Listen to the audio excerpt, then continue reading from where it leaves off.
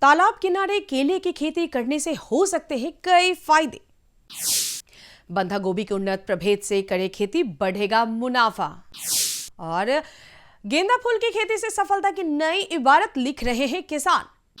नमस्कार, खबरें खेती में आपका स्वागत है। मैं हूं रूपम और अब खबर विस्तार से। राज्य सरकार ने मछली पालन को बढ़ावा देने और इस क्षेत्र से जुड़े लोगों को नई तकनीकों और संसाधनों की जानकारी उपलब्ध कराने के उद्देश्य से मुख्यमंत्री भ्रमण दर्शन योजना की है शुरुआत। इस योजना के तहत मत्स्य कृषकों को प्रशिक्षण के साथ साथ भ्रमण भी कराया जा रहा है। राज्य के मछली पालन विभाग की ओर से भ्रमण दर्शन योजना के अंतर्गत राज्य के विभिन्न इलाकों में भेजकर मछलियों की प्रजाति, तालाब की जानकारी मुहैया कराई जा रही है ताकि उनकी उत्पादकता और आय में वृद्धि की जा सके। भ्रमण दर्शन की योजना, यह एक बहुत ही अच्छी योजना है जिसके तहत जो है हम लोग आसपास के जिलों में अवस्थित वैसे किसान जो बहुत ही अच्छे तरीके से मत्स्य पालन कर रहे हैं, चौर में मत्स्य पालन हो या बायोफ्लॉक में मत्स्य पालन कर रहे हैं, इस प्रकार के जो किसान अच्छे से कर रहे हैं वहाँ पे हम लोग अपने ज़िले के किसानों का बैच बना करके भेजते हैं। किसान भाइयों, हमारे यहाँ आम की खेती बड़े पैमाने पर की जाती है, लेकिन आम के बागानों में अगर मधुमक्खी पालन भी किया जाए तो यह उत्पादन और गुणवत्ता दोनों को बढ़ा सकता है। दरअसल मधुमक्खियां आम की फूलों का परागण करती है, जिससे फल ज्यादा और बेहतर गुणवत्ता वाले होते हैं। इसके अलावा किसान भाई शहद, मोम और अन्य मधुमक्खी उत्पादों की अतिरिक्त भी कमाई कर सकते हैं। तालाब के किनारे केले की खेती एक ऐसी तकनीक है जो न केवल किसानों को अतिरिक्त आय का स्रोत प्रदान करती है, बल्कि पर्यावरण संरक्षण और जल संसाधन प्रबंधन में भी काफी मदद करती है। तालाब के किनारे केले की खेती करने से किसानों को सिंचाई के लिए अतिरिक्त संसाधनों की आवश्यकता नहीं होती है। केले के पौधों को अच्छी मात्रा में पानी की आवश्यकता होती है, जो तालाब के किनारे स्थिर होने से जलापूर्ति आसानी से उपलब्ध हो जाता है। तालाब के किनारे की मिट्टी में नमी और पोषक तत्वों की अधिकता होती है, जो केले के पौधों के लिए काफी उपयुक्त माना जाता है। और इसके अलावा केले की जड़ें मिट्टी को बांधने में मदद भी करती है, जिससे कटाव रुकता है और मिट्टी की उर्वरा शक्ति बनी रहती है। यह तालाब के आसपास की भूमि को भी उपजाऊ बनाए रखने में सहायक होता है। तालाब के पास केले की खेती में सिंचाई पर खर्च कम होता है और रासायनिक खादों की भी कम आवश्यकता पड़ती है। खबरें खेती की में हम आगे बढ़ते हैं और अगली खबर की ओर, जिसमें हम बात करेंगे बिहार में उगाई जाने वाली बंधा गोभी की उन्नत प्रजातियों के विषय में, जो किसानों को अधिक उत्पादन और बेहतर लाभ देने में मदद कर रही है। दरअसल बिहार की जलवायु बंधा गोभी की खेती के लिए बेहद ही अनुकूल मानी जाती है, लेकिन सही किस्म का चयन करना भी किसान भाइयों के लिए बेहद जरूरी है, ताकि फसल अधिक उपज देने के साथ साथ रोगों और मौसम की चुनौतियों का सामना भी कर सके। कृषि वैज्ञानिकों और विशेषज्ञों के अनुसार बिहार में कुछ उन्नत प्रभेद लोकप्रिय हैं। इनमें से प्रमुख रूप से देखा जाए तो golden acre, pride of India, Pusa मुक्त एवं हिसार प्रभेद हैं। ये सभी किस्में बिहार की जलवायु और मिट्टी की काफी अनुकूल मानी जाती है। पावर वीडर एक अत्याधुनिक कृषि यंत्र है, जिसका उपयोग फसलों के बीच खरपतवार को हटाने और मिट्टी को भुरभुरी बनाने के लिए किसान भाइयों किया जाता है। यह मशीन छोटे और बड़े किसानों दोनों के लिए काफी फायदेमंद साबित होता है, क्योंकि यह कम समय में अधिक काम करती है और श्रम लागत दोनों की काफी बचत करता है। यह सब्जी, धान, मक्का और दलहनी फसलों के लिए बेहद ही कारगर कृषि यंत्र है।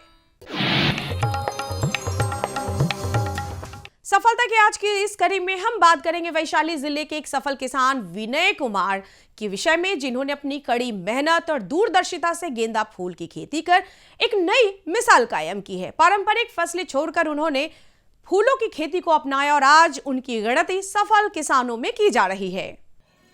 गेंदा फूल की मांग शादी ब्याह, पूजा पाठ, मंदिरों और सजावट के लिए सालों भर बनी रहती है।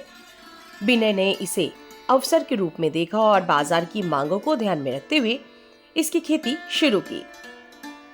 विनय 2 एकड़ जमीन में गेंदा फूल उगाए और पहले ही साल उन्हें अच्छा मुनाफा प्राप्त हुआ। कृषि विज्ञान केंद्र के मार्गदर्शन में विनय उन्नत तकनीक और जैविक विधि से खेती शुरू की। विनय का मानना है कि गेंदा फूल की खेती से कम समय में अधिक मुनाफा आसानी से कमाया जा सकता है। वे अब अन्य किसानों को भी गेंदा फूल की खेती के लिए प्रेरित कर रहे हैं और उनका मानना है कि अगर सही तकनीक और बाजार की मांग को समझकर खेती की जाए तो कम भूमि में भी काफी अच्छी आय प्राप्त की जा सकती है और साथ ही साथ अच्छा उत्पादन भी। आइए देखते हैं मंडी के क्या है भाव। आइए एक नजर डालते हैं राजधानी पटना की सब्जी मंडी में और जानते हैं हरी और ताजी सब्जियों के भाव। बैगन 1050 रुपए प्रति क्विंटल, टमाटर 1000 रुपए प्रति क्विंटल, गोभी 1600 रुपए प्रति क्विंटल, बंद गोभी 800 से 900 रुपए प्रति क्विंटल, मटर 3000 रुपए प्रति क्विंटल। चलते चलते अब एक नजर मौसम के पूर्वानुमान पर। मौसम विज्ञान केंद्र के मुताबिक राजधानी पटना सहित पूरे प्रदेश का अधिकतम तापमान 36 डिग्री सेल्सियस, साथ ही न्यूनतम तापमान 21 डिग्री सेल्सियस के आसपास बने रहने की संभावना बताई गई है। साथ ही साथ किसान भाइयों को सलाह दी जाती है कि बढ़ते तापमान को देखते हुए हरी फसलों और सब्जियों में आवश्यकता अनुसार हल्की सिंचाई अवश्य करें। हवा का वेग शांत होने पर सुबह या शाम के समय हल्की सिंचाई करनी चाहिए। इस समय किसान भाई पशुओं के लिए हरा चारा के लिए अफ्रीकन टॉल किस्म के मक्का और लोबिया की बुवाई के लिए तापमान उपयुक्त माना जा रहा है। तो किसान भाइयों, अभी आपने देखा खबरें खेती की, जिसके माध्यम से आपने कृषि जगत में हो रही तमाम नई जानकारियां हासिल की, साथ ही साथ सफलता की नई कहानी, मंडी भाव और मौसम के विषय में भी जाना। नमस्कार, मैं किश्वर जब भी स्वागत करती हूं आप सभी का आपके अपने कार्यक्रम कृषि दर्शन में। किसान भाइयों, कार्यक्रम में आगे हम जानेंगे गर्मा सब्जियों की वैज्ञानिक खेती कैसे करें और साथ ही साथ सरकारी योजनाओं से होंगे रूबरू। लेकिन उससे पहले यहाँ पे रुकेंगे एक छोटे से ब्रेक के लिए। सब्जियां जो है ना, ये पूरा जो हमारा रक्षात्मक भोजन, प्रोटेक्टिव फूड के रूप में कहा जाता है। फल मेनली तो चावल और रोटी जो कार्बोहाइड्रेट रिच होता है, तो हर एक सब्जी में अलग अलग विटामिन एंड मिनरल्स पाई जाती हैं। तो इसीलिए लोग कहते हैं कि अभी मिक्स्ड वेज की बात की, मिक्स्ड दाल की बात के लोग ज़्यादा प्रीफर करते हैं ताकि सभी तरह का न्यूट्रिएंट्स उनको मिल जाए। हर जोखिम से निकल कर फसल आए, सुरक्षित हो जाए। फसल बीमा से हर किसान अब आत्मनिर्भर हो जाए। अब सूखा पड़े या बाढ़ आ जाए, कोई डर नहीं। अब ओले पड़े या कीट पतंगे फसल खा जाए, कोई फिक्र नहीं।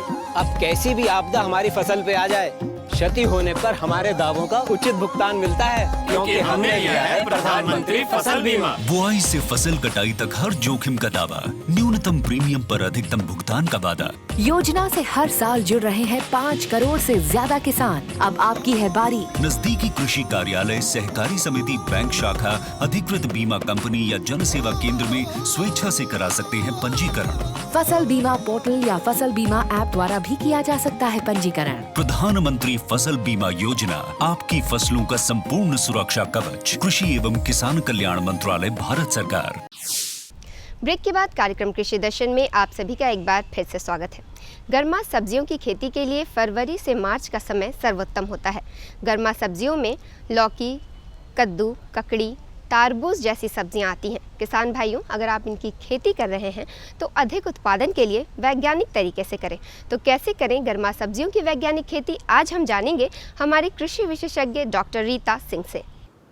किसान भाइयों नमस्कार, आप देख रहे हैं कृषि दर्शन और मैं हूं शांति भूषण।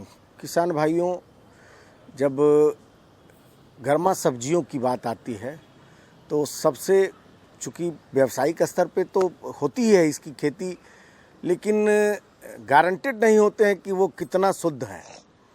क्योंकि जब हम प्रकृति के विपरीत जाकर काम करते हैं। विपरीत तो नहीं कह सकते हैं, चूँकि गर्मा सब्जियां है ही उसी के लिए, लेकिन चूँकि गर्मी में प्रकृति का तापमान अधिक होता है, सूर्य का तापमान अधिक होता है, तो उस तापमान में खेती करना तो कई दवाओं का सहारा होता है उसमें। लेकिन पोषण वाटिका एक ऐसा विकल्प है जो घर में हम, जिसको अपने बाड़े में, जिसको हम न्यूट्रिशनल गार्डन, किचन गार्डन, कई नामों से जानते हैं। एक पोषण वाटिका भी उसको कहते हैं। एक अच्छा नाम है, एक अच्छा विकल्प है। तो गर्मा सब्जियों की खेती उसमें कैसे करें, क्या क्या उसमें ले सकते हैं, कौन कौन सब्जियां उसमें अच्छी तरह से उपजा सकते हैं, इस विषय पर हम आज बात करते हैं। तो इस विषय पर बात करने के लिए डॉक्टर रीता सिंह हमारे साथ हैं, जो प्रधान हैं कृषि विज्ञान केंद्र पटना बाढ़ की। मैम, आपका हमारे कार्यक्रम में स्वागत है। पोषण वाटिका, चूँकि यह तो अपने आप में ही बहुत कुछ कह देता है, तो पोषण वाटिका पर फिर भी आपसे जानना चाहेंगे कि पोषण वाटिका क्या है। तब हम बात करेंगे आगे, कि पहले आप ये बताइए कि पोषण वाटिका है क्या और किन किन चीज़ की खेती उसमें हो सकती है। पोषण वाटिका ये कोई नई चीज़ नहीं, जैसे घर के आसपास नज़दीक में जो सब्जियों का जो बाड़ी में लगाते हैं उसी को पोषण वाटिका। लेकिन टर्म अब जो दिया गया है पोषण वाटिका, पहले किसान भाई, महिला किसान 1 या 2 सब्जियां लगा लेते थे, लेकिन अब पोषण वाटिका नाम देने का मतलब है जो घर के नज़दीक जो बाड़ी में जो लगाते हैं सब्जियां ऐसे लगाएं कि विभिन्न तरह की सब्जियां उसमें मिल जाए, 1 या 2 के बदले सभी तरह का, और वो सालों भर हमारा परिवार उसमें चल जाए, ताकि सभी तरह का उसको न्यूट्रिशन जो फैमिली मेंबर को रिक्वायरमेंट है वो मिल जाए, इसलिए उसको पोषण वाटिका का नाम दिया गया है। तो इसमें जैसे बिल्कुल सही है कि हमको अगर साग की ज़रूरत है तो साग खा लें, सब्जी की ज़रूरत है तो सब्जी खा लें, लेकिन किन किन वैज्ञानिक गर्मा मौसम में कौन कौन से इसमें सब्जियां वैज्ञानिक विधि से, चूँकि पारंपरिक विधि पर हम नहीं जाएंगे, वैज्ञानिक विधि से कौन कौन सी सब्जियों की खेती उसमें बेहतर हो सकती है जिसका कि पोषण वैल्यू भी हो।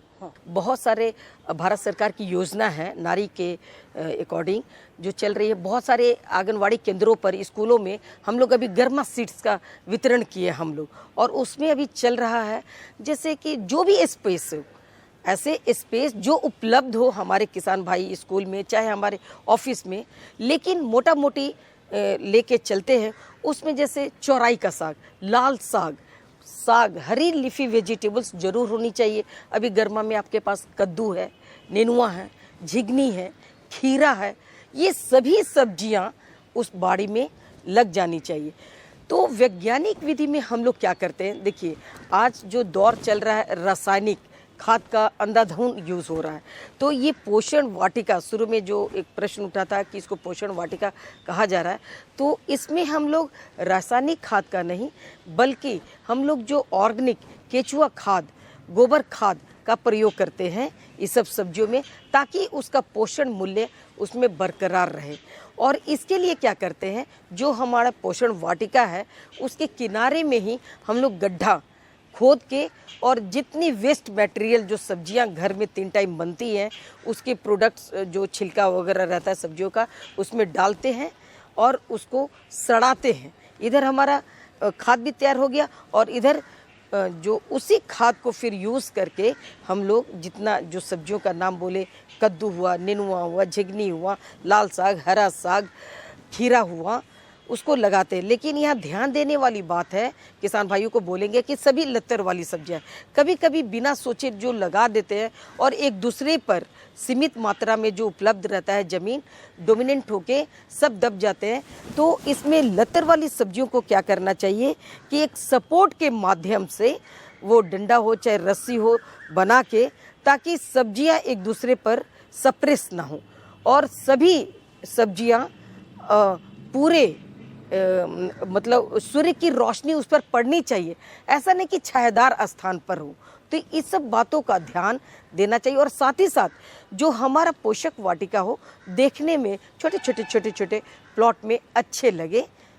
गौपालन कर रहे हैं, तो वो गोबर खाद हमारा जो सब्जियों का वेस्ट जो कचरा बचता है घर में, उसमें गोबर वगैरह डाल के और कृषि विज्ञान केंद्र से ही महिला किसान चाहे किसान भाई उसको खरीद के कुछ वर्म्स जो रेड केचुआ होते हैं उसको डाल के, सो दैट जो वो खाद जितना वो खाएंगे उतनी जल्दी मोटा मोटी 60 दिन 70 दिन में हमारा केचुआ खाद भी तैयार हो जाता है और हमारे सब्जियों पर उसका उपयोग भी होता है और जो फलन होती है वो पूरे फैमिली के लिए हेल्थ पॉइंट ऑफ व्यू से ठीक होता है। यहाँ हम बताना चाहेंगे महिला किसान भाइयों के लिए कि ऑन एन एवरेज 5 सदस्य के लिए कम से कम, जैसे हर एक सदस्य के लिए मिनिमम, मैक्सिमम तो हम कह ही नहीं सकते हैं, मिनिमम 250 ग्राम सब्जियां खानी चाहिए।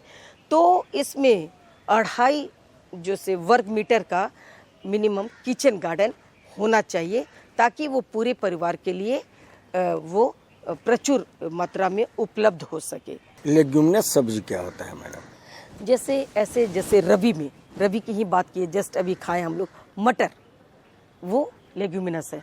जैसे मटर में क्या है कि नोड्यूल्स बनता है मिट्टी के अंदर, तो नाइट्रोजन को फिक्स करता है, तो वो मिट्टी को ऑटोमेटिक उर्वरा शक्ति मिलती है। जैसे यहाँ हम लोग बोरो वगैरह लेते हैं, तो बोरो भी जैसे अभी गर्मा की बात कर रहे हैं हम, तो वो काफ़ी अच्छा है। तो दोनों मिट्टी के लिए भी और मानव स्वास्थ्य के लिए भी, दोनों के लिए काफ़ी, जैसे सेम वगैरह कुछ ले लें तो ध्यान यही देना चाहिए कि उसको इस तरह के लेके कि सब्जियां तरीके से हम लोग भरपूर, वो उससे कम से कम में ज़्यादा से ज़्यादा हमारा ये मानसिकता होनी चाहिए। मतलब मुख्य रूप से पोषण वाटिका में कुपोषित ना हो, चीज़ें ना हो। बिल्कुल। और कहने का तात्पर्य यह है कि उसमें पर्यावरण से विपरीत जाकर कुछ नहीं करना है, मतलब रासायनिक दवाओं का छिड़काव नहीं करना है। अच्छा, इसमें जैसे हम, ये तो स्पष्ट लग रहा है कि साग से लेके मिक्स वेज तक जो हम, जैसा कि आपने कहा कि सब हमारे पोषण वाटिका में होनी चाहिए, चाहे वो 10 पेड़ी मूली हो, 5 पेड़ी गाजर हो, बिल्कुल सब कुछ थोड़ा थोड़ा होना चाहिए जो सुंदर भी लगे और स्वादिष्ट भी हो और पोषक भी हो। लेकिन उसका चयन जो है उन पोषण वाटिकाओं में, चयन का या प्लानिंग का तरीका क्या है, कैसे उसका प्लान किया जाता है? जैसे हम लोग किसान भाइयों को बताते हैं कि जो भी ज़मीन उपलब्ध है आप उनको छोटे छोटे प्लॉट्स पर बांट लीजिए। अब ऐसा नहीं कि छोटा प्लॉट है तो 2 ही सब्जी ले, जनरली जो हमारे किसान भाई और महिला किसान करती हैं, कभी कभी तो पूरे सीड को वितरण करते हैं तो एक ही सब्जी डाल दिए, प्याज ही ले लिए, जैसे प्याज वगैरह को भी, ये आलू उगा लिए, मूली ही ले लिए, तो ये गलती ना करें।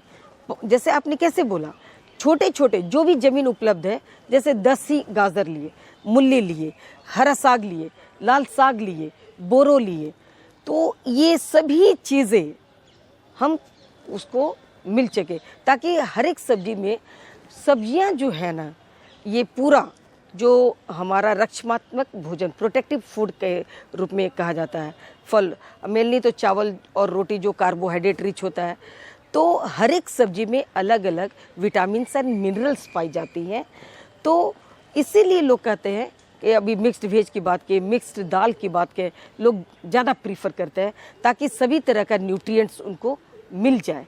और इवन जो पोषण वाटिका में हम लोग किसान भाइयों को बताते हैं कि मान लीजिए कभी कीट वगैरह का प्रकोप हो, तो लोग फ्रिक्वेंटली कीटनाशक, जब इतना मेहनत करते हैं, ऑर्गेनिक खाद डालते हैं, तो हम लोग उसमें उनको रिकमेंड करते हैं किसान भाइयों को कि नीम बेस्ड, नीम के पत्ता, नीम के बीज से, जैसे है ना प्राकृतिक खेती में आजकल जीवामृत वगैरह हम लोग किसानों से बनवा रहे हैं, तो उसका छिड़काव कीजिए, ना कि रासायनिक कीटनाशक का प्रयोग करें, अदरवाइज उसकी पोषण वैल्यू तो खत्म हो जाएगी।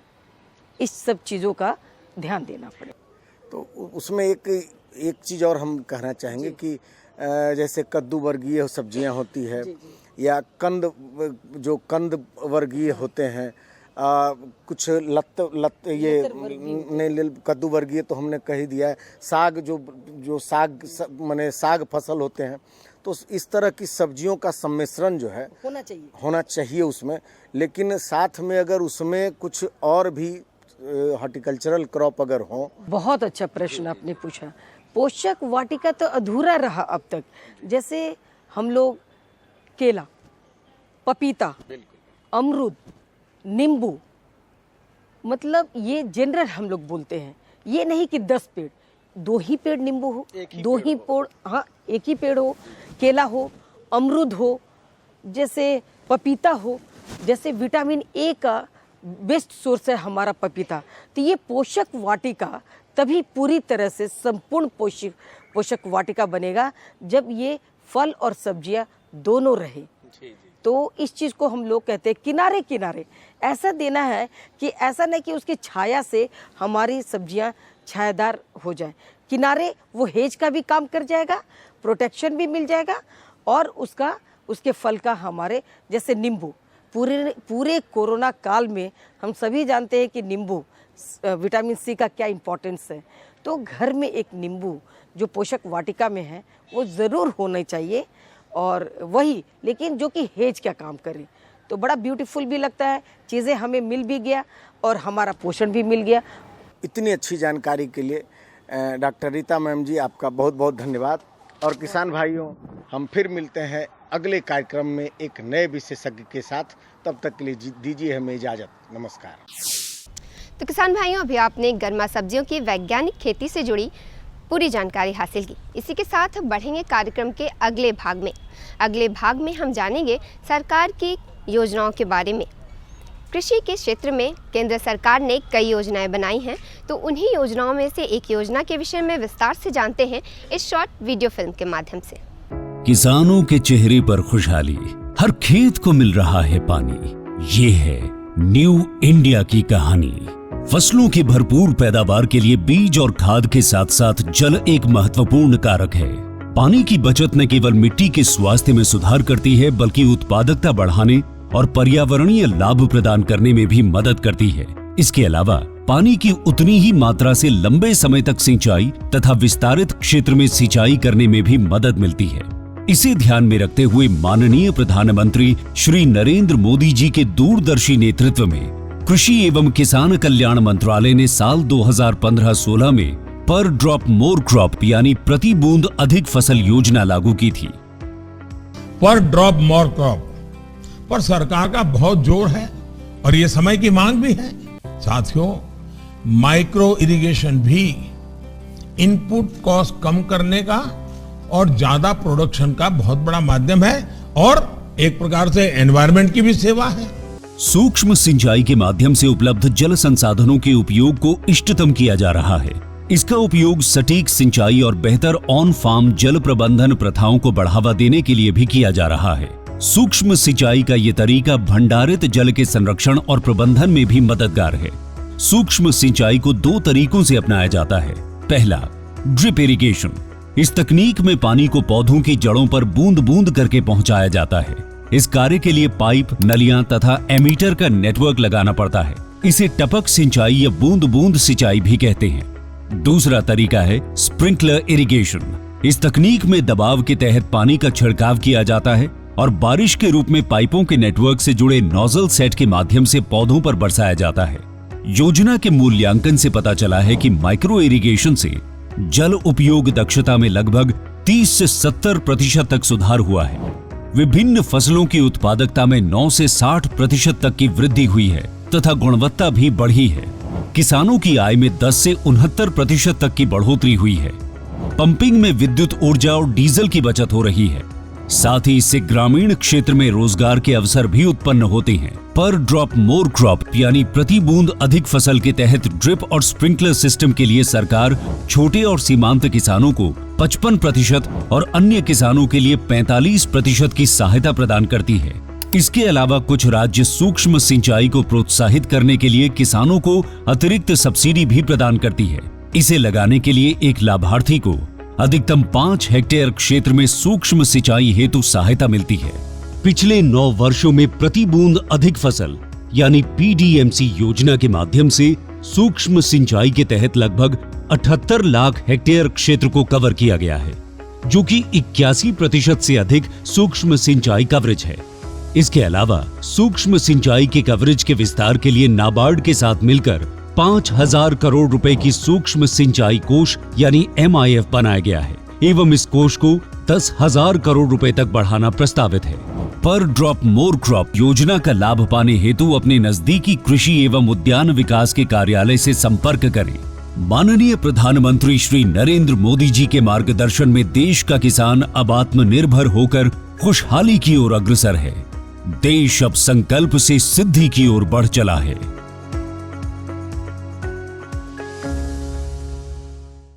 तो किसान भाइयों, आज के कार्यक्रम में आपने विस्तार से जाना कि गर्मा सब्जियों की वैज्ञानिक खेती कैसे करें, साथ ही साथ सरकार की कृषि आधारित योजना के विषय में भी जाना। तो आज के लिए बस इतना ही, लेकिन इस वादे के साथ आपसे लेंगे विदा कि कार्यक्रम के अगले भाग में खेती बाड़ी से जुड़ी ऐसी ही और नई जानकारियों के साथ हम फिर से हाजिर होंगे। तब तक के लिए मुझे और हमारी कृषि दर्शन की पूरी टीम को दीजिए इजाज़त। नमस्कार। हमारा पता है कृषि दर्शन, कमरा नंबर 203, द्वारा केंद्र निदेशक, दूरदर्शन केंद्र पटना, फ्रेजर रोड, पटना।